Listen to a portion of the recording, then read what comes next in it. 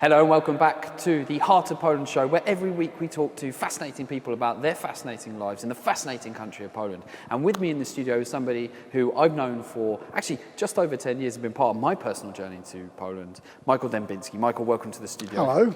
Hello. We've only got half an hour and I literally think I could talk to you all day about your life and the experiences you've had. And half an hour is such a short space of time, so we're just going to get rolling. Tell me please about how you first came to Poland, which is a stupid question because you are in fact Polish. How did it come about that you lived in the UK and you eventually moved to Poland? Well, I was born Polish in the UK. My parents were from Poland. My father fought in the Warsaw Uprising, ended up in a German prisoner of war camp, liberated by the British Army, ended up in London. My mother came from eastern Poland, Kresy, Wołyń, deported with her family when she was aged 12, sent to a lumber camp in the north of Russia. When the amnesty happened in 1941, she made her way with the family towards central USSR, where the Polish army was gathering, and my mother made it out with General Anders and his army through the Middle East. She studied at first in Polish school in Jerusalem, and then through Egypt, made it to UK 1947. So these are two cataclysmic events in the Polish history of the 20th century. And how did your parents meet? They met in London. There was a fair number of Poles who were unable to return home. My mother had no home to return to. My father was told categorically by his family that there's nothing for you to come home to as a former Home Army soldier. Just explain that for anyone who doesn't understand why it was that many Home Army soldiers couldn't return. The Soviet authorities deemed the Home Army to be a subversive element in communist post-war Poland and hunted them down. Many were executed, far more were imprisoned, and all of them had difficulties in civilian life, in finding jobs or studies. So they were in London and they met? 1952 they married. And how did they meet? Did they ever tell you that story? There were plenty of Polish clubs, Polish cafes, and places where Poles would get together. Yeah. So in this sort of several phases of Polish emigration, certainly to the UK, and this is this enormous one of Polish people who stayed in the UK after the end of the Second World War. How did they describe those years to you? Were they difficult? Because obviously they weren't English native speakers when they first came to the UK. Of course, they were very difficult. My parents had no language and no money when they arrived. It was all about hard work. My father studied. He'd managed to actually start his studies just before the Warsaw Uprising began, but he continued studying civil engineering at Battersea Polytechnic, which was the home of the Polish university abroad. As soon as he graduated, there was so much rebuilding that needed doing in the UK that he found a job, and he was pretty much with the same employer for for 40 years until he retired in his 70th year.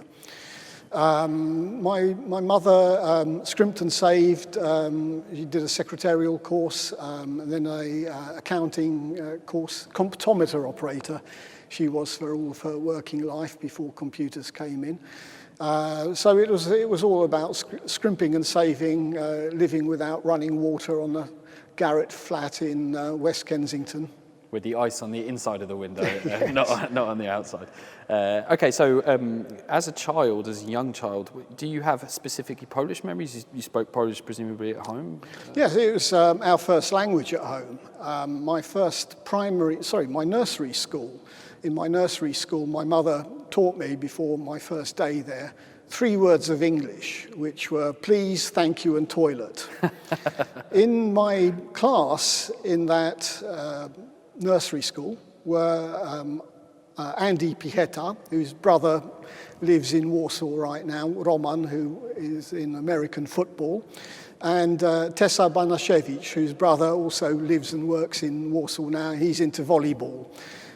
So those connections are there from the very beginning. However, my real sort of moment of awakening came at primary school, my first very good friend at primary school, Gary Clark. And one lunchtime I asked him, I must have been about 6 or so, I said, Gary, when you're at home and you speak to your parents, you talk in Polish, don't you?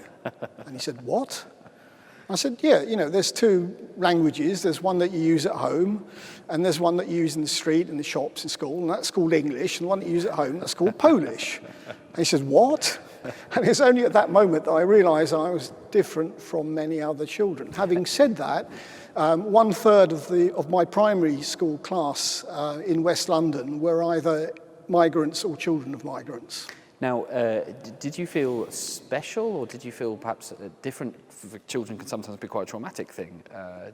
Obviously, you're growing up in a multi-ethnic community, as London even was back then, as you just said.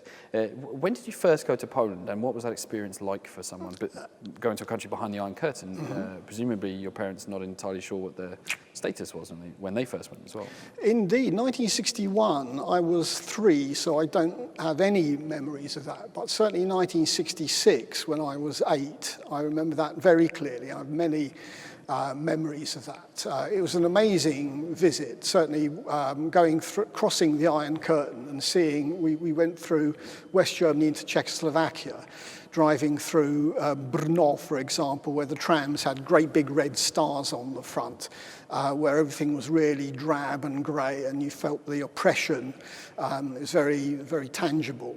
When we got to Poland, it felt a little bit looser, lighter, but all in all, you could see that huge difference in quality of life, in living standards. Personal hygiene, you know, the children that were playing with me, the dirty hands and torn trousers. And how did because this is your first meeting, presumably with your wider family, with grandparents? My grandmother, yes, I had a grandmother in Lower Silesia, in Bystrzyca Kłodzka, and another grandmother in Warsaw. Warsaw made a huge and very positive impression on me compared to the rest of Poland, to rural Poland. Warsaw, compared to suburban West London, was very bright. There were neon signs there. There were trams. Everything was, shop displays, something. So I had very little to do with central London, living out in the suburbs. But comparing central Warsaw to Hanwell, West Ealing, it seemed very cosmopolitan and interesting. And were your parents worried about that return? Did they were more worried about 1961 than 1966. There were still a lot of unknowns there. I remember one day we had a visit from the special branch. 2 men turned up in a sunbeam rapier in the evening to have a chat with my dad. So, you know, there were things going on there that I wasn't entirely aware of. But all in all, from what people say, that the atmosphere in Poland by 1966 was a lot looser than it was in the late 50s. So you then started coming back whilst working in the UK. You came back multiple times to Poland, yes. the period before you moved for good. Let's talk about what Poland looked like over the course of each of those visits. First visits were right on that change, on that moment of change. I was in Poland, in Warsaw, at the moment when the Parliament decided that the next Prime Minister would be Tadeusz Mazowiecki, and there was this sort of sense of anticlimax of what now, you know, we've achieved this, you know, where are we going to go? And there was this joke doing the rounds at the time that there are only 2 ways in which Poland's economy can come right. The first way is the miraculous way, and the second way is the natural way. Now, in one, the Blessed Virgin Mary will descend from the heavens, raise up her arms, and the economy will go right. And in the miraculous way, the Poles will do it for themselves. Now, the question is, over those nearly 30 years, which has happened? And I would say it's a mixture of both, that there have been some really lucky scrapes, some real near miracles, but also through a lot of hard work of Polish people, Polish entrepreneurs. I wasn't planning to get onto this subject, but this is something I massively agree with you. So what is it about these people? Do you think that there's something specifically fortitudinal, if that's the right word. You know, there's something in them. They've got this grit, this inner determination, which has seen them through so many traumatic periods, including, of course, everything your parents went through. Yeah, I think without a doubt that determination is a key factor in human success. And when you're a little bit soft and lazy and you've got money that's been passed down from generation to generation, your will to work hard is, shall we say, lesser than it is when you're born into nothing. And just to give you an example, when the generation of my friends in the UK, when their parents die, they typically leave them a house worth, you know, £500,000 or £2 million or whatever. Here in Poland, when my friends' parents die, they usually leave them enough money to buy a new laptop. Yeah. Big difference. Do you feel, you moved to Poland in 97, I think, if I remember rightly, do you feel like your personality has changed since you were here? You're more Polish and less British? Because obviously your personality gets formed mostly in the early years of one's life and then evolves over time. It does indeed, and I think one of the key things is the way that you fit in. And it is about one really bizarre observation, but I think it is pertinent to this discussion. In the UK, when you're walking along the street, people tend not to stare at you. Here, there's a lot more staring, isn't there? You know, people like, stare. You know. But then when you're in a one-to-one situation in, say, an urząd or at a petrol station, you know, people avoid eye contact with you. That for me was quite unsettling at first, that there is that sort of might means right. You know, who gives way to who? You know, you're walking along the street, there's a guy coming your way, and he won't give way to you, and you won't give way to him. In the UK, there's that sort of gentleness, that politeness. I would say that there's probably more hypocrisy that goes with it, but in Poland, maybe more direct, more blunt. You know where you stand. Yeah. Well, we're going to come back to the Polish people because I think you have a unique point on it. Now, we've already broken one of the hearts of Poland. We're into episode 3, so traditions from the last 2 episodes, which is we ask you to bring sentimentalizing with you. You haven't brought it with you, and I also forgot to mention it, so there you go. It doesn't really matter. But what item would you have brought? It is a book, an album of photographs that was always there in the family house when I was a child, about Warsaw. It was printed in the 1950s, and it showed pictures of Warsaw from the 18th century to the pre-war days, showing its growth. And then, of course, the war, the invasion, the occupation, the uprising, the devastation, and then the rebuilding and showing the plans of how this is all going to look. And of course, this is the 50s, so it's all monumentalist and Stalinist. But it was a book that had a profound impact on me as a child. Very much, I feel, Warsaw in my blood. My father's from Warsaw, my grandfather was from Warsaw. My children have 2 grandparents from Warsaw.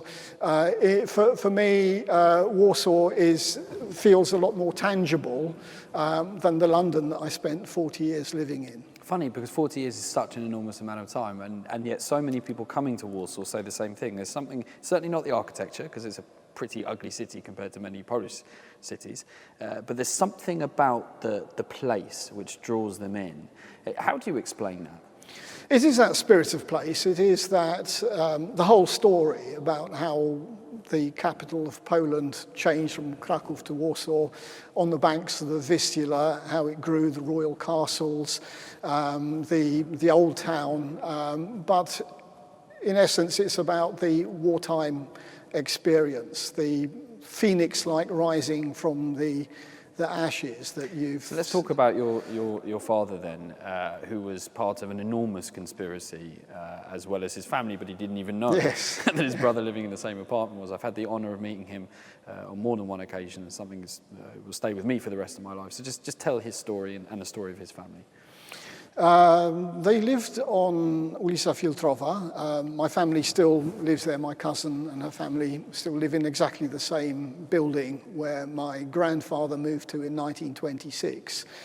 My father was one of 3 sons. All of them were in the Home Army. None of them knew that the others were in the Home Army, but it also transpired later, much later, that it was actually in that same building that General Monter, Khrushchev, gave the order to start the uprising. And my father was asked many a time by Polish media, did he not know that the very headquarters of the uprising was in the same house in which he lived? And he said, of course, well, I didn't even know that my 2 brothers were in the Home Army, let alone that the scoutmaster next door, or in the flat across the way there, was harbouring the chief of the uprising. So, and then he was getting ready for the uprising as everybody was, but at the same time also trying to focus on his studies. So when he finished school, he was enrolled in the Warsaw Polytechnic in the civil engineering department, and that's what he wanted to do. He wanted to build. And it would turn out the place pretty much where he would be serving during the uprisings. He was stationed there. Was around, indeed, around the Okay, so let's go to the 1st of August then. Godzinovu W hour is approaching. Where is your father and what happens to him over the course of the uprising? Well, they had been given instructions to wait on ulica Filtrowa number 8, and there was like 20 of them waiting there in silence, waiting for the order and waiting for their arms and ammunition to turn up. Down below in the street, a German soldier was patrolling, and they were there waiting and waiting and waiting.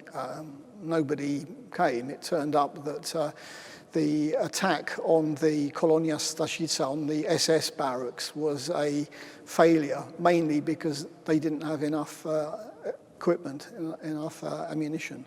So he made his way across Pole Mokotowskie fields to the Polytechnic, where he joined the unit Golski, Battalion Golski, and he stayed with them and fought right through to the end. That barricade on ulica Nowakowskiego never fell.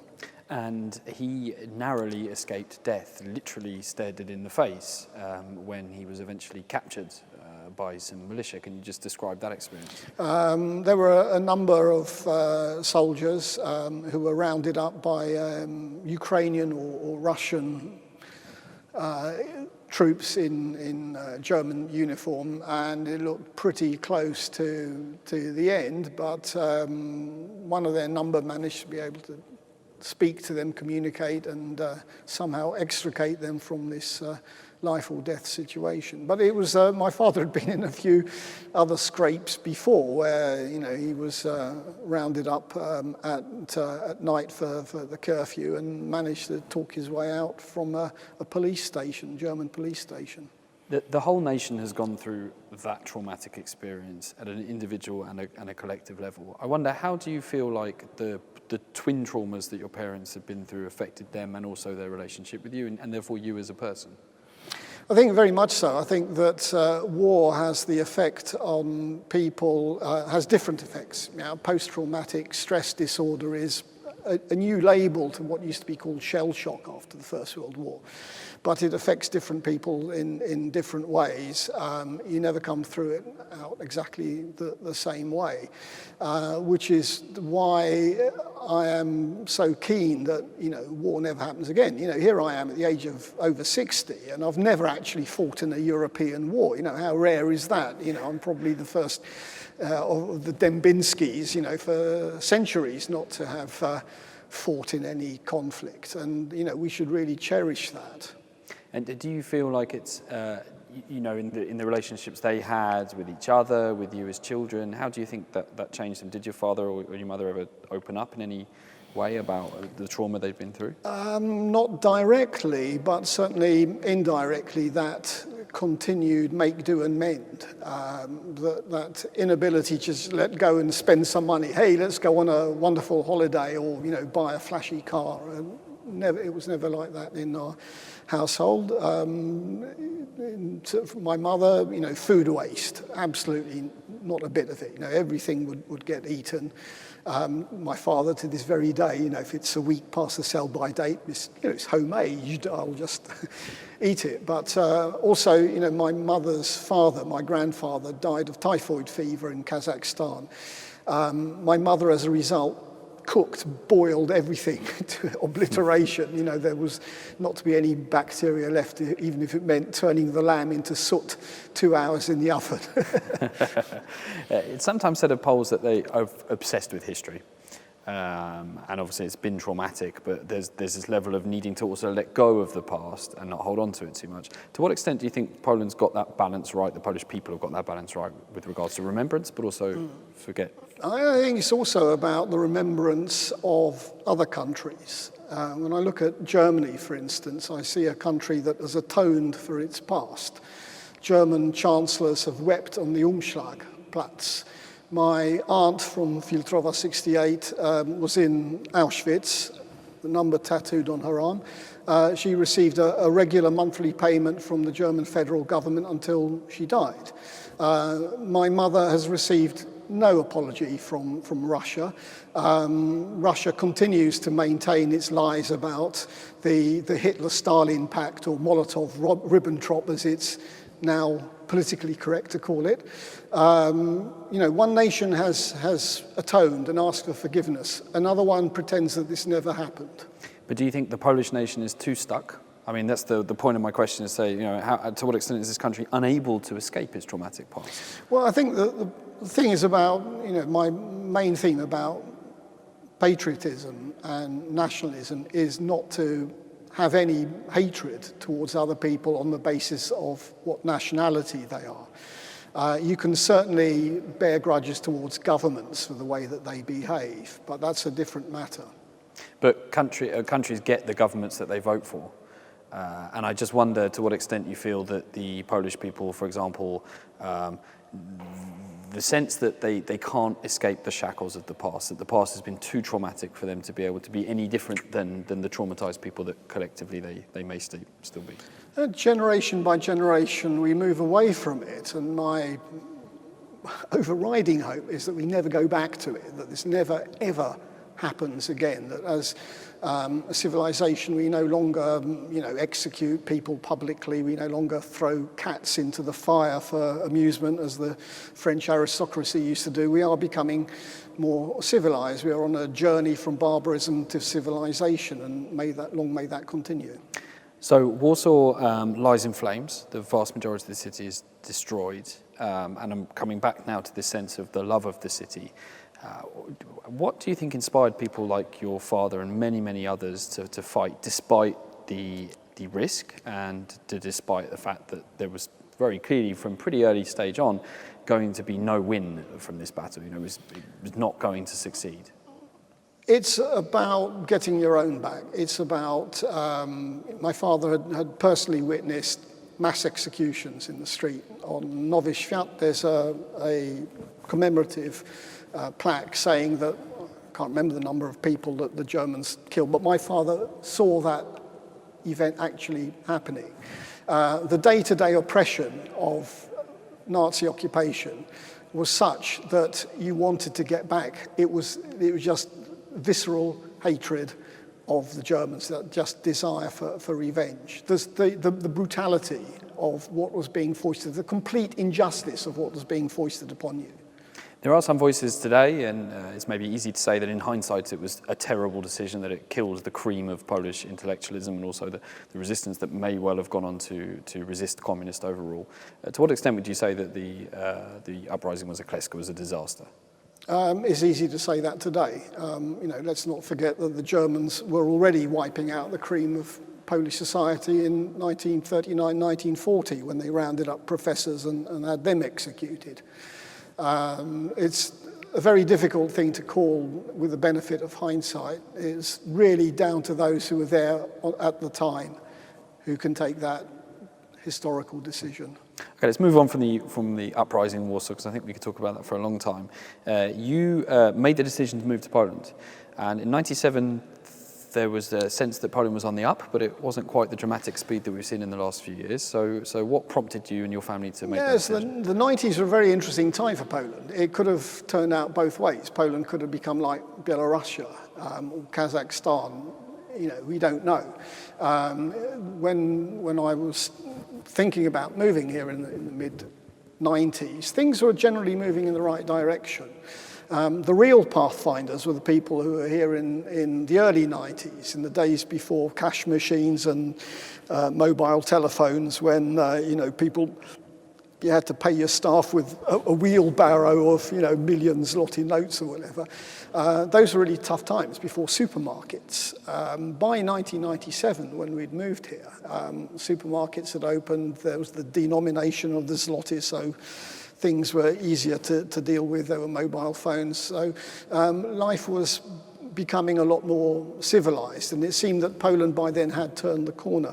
I think another thing really is about the mafia, that in those days people were having their cars stolen all the time. This is something we discussed in our last episode, so it's coming back. My early forays into eastern Poland by the Belarusian border, I'd be overtaken on my bicycle. I'd be overtaken by cars with number plates from Holland, from Portugal, from Germany, from Denmark, all heading east. I thought, wow, this is amazing, such a popular place for tourism. And then I realized these were just stolen cars transiting through to Russia. So what were the ingredients, therefore, that meant that it didn't turn out to be yet another kind of failing state, but something that really rapidly became a European powerhouse? Yeah, I think it boils down to the actual state, to the mechanisms of the state, to the constitution, to the ministries, to the police force, to the health service, that people were doing the best job that they could in the circumstances within the framework that they had. And there was a general pulling together, let's all rebuild our country. Churchill said, I think in the Houses of Commons, and this is another Heart of Poland tradition which I've forgotten about, but I now have remembered, that Poland was like a rock that may be submerged by a tidal wave, but remained a rock. What do you think is rock-like about the Polish people? I think it's the positioning of Poland where it is. It really does, it's that ebb and flow of history, and that sense of Polishness. I think there is also now, historians are seeing that genetics is playing a far more important role, shall we say, in history, that the predominant haplotype in Polish blood is R1b, as opposed to R1a, which we see further west in Europe, that the borders between the, should we say, Anglo-Saxon world and the Slavonic world, and that continual interface there on the west and on the east between the Catholic and the Orthodox, between the Roman alphabet and the Cyrillic alphabet, that is always present as well. What has the country lost since it became this European Union member and this strong economy? Nothing. Don't you miss, for example, the Wild Westness where anything was possible back in the 90s? It wasn't pleasant if you were pushing a child in a wheelchair, in a pushchair, and some car thief is hurtling down the road at you. I feel much safer in Poland today than I did in the mid-90s. That's great. And Poland is a lot more prosperous. Roads, railways, things are working. You can now generally rely on the fact that you've got an app in your pocket and you can see what time the train is due, and the train generally turns up on time. And things are working, things are happening. You can see the economy is growing, people are happier, they're feeling wealthier, a general sense of progress and movement in the direction of civilization. What irritates you, though, about Polish people? Because I know you have a number of British mannerisms, like you're quite polite in the public sphere. What still gets your teeth grinding just a little bit? Yeah, I'll give you an example. The other day we had a public meeting in Jeziorki, where I live, about the pavement for the main road, Kaczmarkowska. And the lady from City Hall said that this meeting is going to be recorded, which will help the planners take down the notes more easily. And obviously, once they've done that, they will delete the recording. But according to RODO, the GDPR, I have to ask you for your permission first. There's about 90 people in the hall. Everyone's nodding like that. And one guy at the back said, "I absolutely forbid you to record my image." And someone said, liberum veto cholera, and someone else said, this is democracy. One person says no, out you go. Yeah. The first 10 minutes of this meeting was a debate about the rights and wrongs of this situation, rather than getting on with, can we please have a pavement down our main road? Two polls, three opinions, Exactly. as the old saying would go. What are the challenges now for the Polish economy going forward? What kind of big-ticket strategic risks do you see coming on the horizon? All right, well, I absolutely concur with Prime Minister Morawiecki's view that Poland has to avoid the middle-income trap. Poland has done well. In 1989, there wasn't enough capital to rebuild it. Poland had to welcome in foreign direct investment to create jobs, transfer of technology, transfer of know-how, management best practice. This has permeated through Polish enterprise. Everyone is doing well, but at the end of the day, we're still making stuff for abroad, whether it's services doing more and more advanced knowledge-based outsourcing, or IT hubs, still doing it for abroad, still manufacturing bits of aeroplanes now, the aviation and automotive supply chain. Much of what Poland is doing, it is exporting rather than creating its own innovation. That innovation will only happen through the cooperation between universities and business. And I say the sticking point Poland today is Poland's universities. It's still being run by octogenarian professors, and the government needs to kick out the jams there. It's quite happy to reform the legal system, far less happy to reform the universities. We're going to have to shortly finish our interview with Michael. I know I could talk to you for at least another few hours. I first came to Michael Dembinski, actually, Michael, when I was reading your blog, Jeziorki, which rapidly became a sort of Bible of information on all things Polish. You've been keeping up this gigantic, monumental effort for over 10 years now. Why do you do it, first of all? And what do you write about? It started off as being, this is days before Facebook, I've been doing this now for 11 years, as a way of communicating with my family in the UK, my friends in the UK, telling British people and also English readers here in Poland about life in suburban Warsaw, what makes it fun, where the challenges are, but it then broadened out to become more broader, more philosophical, shall we say. And it is what it is. It's a blog, so it's a diary where I do what I'm good at, which is the written word and the still photograph. I'm not particularly good at talking or filming or music or things like that. So it's static. It's pictures and its words. And the reason why it was so useful is because, of course, it helped me to understand the country I was moving to. I wondered, did you get foreigners writing to you at any point? Have you had much contact? I have quite a few regular readers from Canada, Australia, United States, many from the UK. But they tend to be people with Polish roots. They tend to be people whose grandparents left Poland after the war. So it's a mixed bag.